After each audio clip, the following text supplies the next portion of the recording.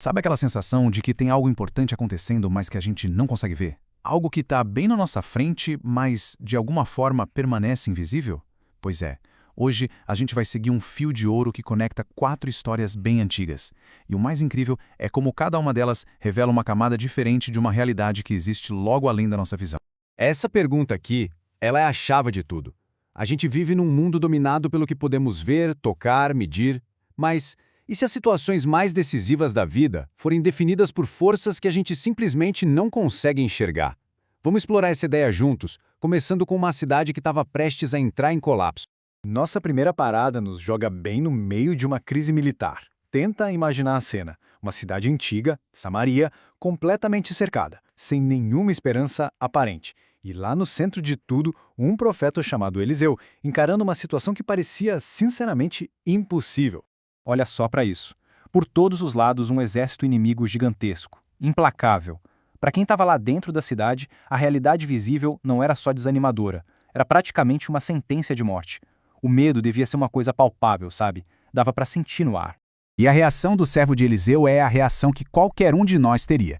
Ele vê os soldados, os cavalos, as armas, e o pânico toma conta. A pergunta dele é um grito de desespero total, baseado única e exclusivamente naquilo que os olhos dele conseguiam ver. É aqui que a história tem uma virada surpreendente. Eliseu não pede mais armas, não pede reforços, nem que o inimigo seja destruído. Não, ele pede algo muito mais radical. Que os olhos do seu servo sejam abertos para ver o que já estava lá o tempo todo. E aí, de repente, tudo muda. Não a situação em si, mas a percepção da situação. O servo agora consegue ver o que sempre esteve presente, mas era invisível. Um exército celestial de fogo muito, mas muito maior que a ameaça lá embaixo.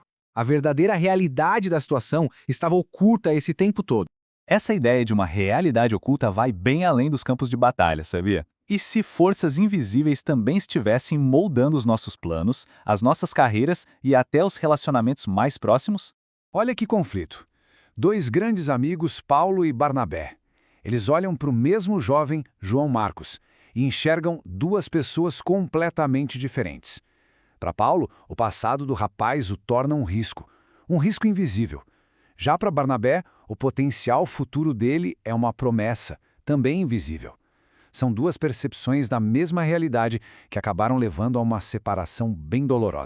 Pouco tempo depois, a equipe de Paulo começa a encontrar uma série de portas fechadas.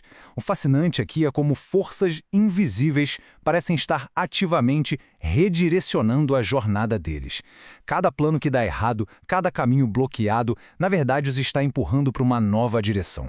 E no final, uma visão, algo que não se vê com os olhos físicos, revela o verdadeiro destino.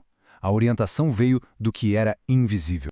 Agora vamos mudar um pouco o foco, do externo para o interno. E quando a crise não está lá fora, com exércitos ou planos frustrados, mas dentro da gente? Naquele momento de profundo desespero? Dá para sentir o peso dessas palavras. Dentro de uma caverna escura, o salmista expressa um sentimento de abandono absoluto. Na realidade visível, não tem ninguém ali. Os olhos físicos dele só conseguem ver o vazio, a solidão e aquela sensação terrível de que ninguém no mundo se importa. Então, o ponto de virada é o que ele faz em seguida. Ele se volta para o conceito de refúgio. E não é uma fortaleza de pedra, mas uma fonte de segurança invisível.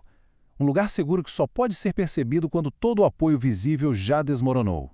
No seu ponto mais baixo, na escuridão total, o salmista percebe uma realidade invisível. Ele não está sozinho. A segurança dele não vem do que está ao redor, mas de uma verdade que ele percebe internamente. Ele encontra refúgio no invisível.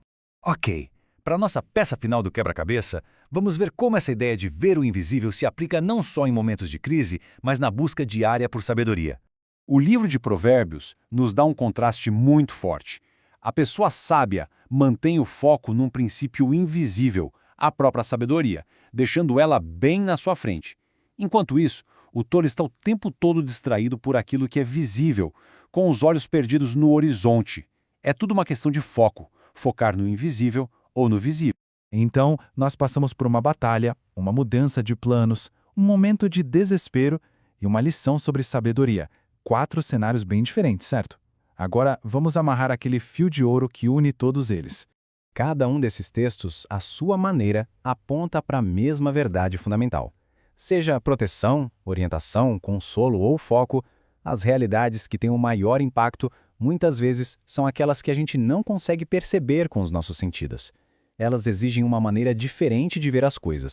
Isso tudo nos traz de volta à nossa pergunta inicial. Se existem exércitos, guias, refúgios e princípios invisíveis em ação o tempo todo, a questão que fica no ar é: que realidades invisíveis podem estar, neste exato momento, moldando o mundo como a gente o conhece? É algo para a gente pensar, não é?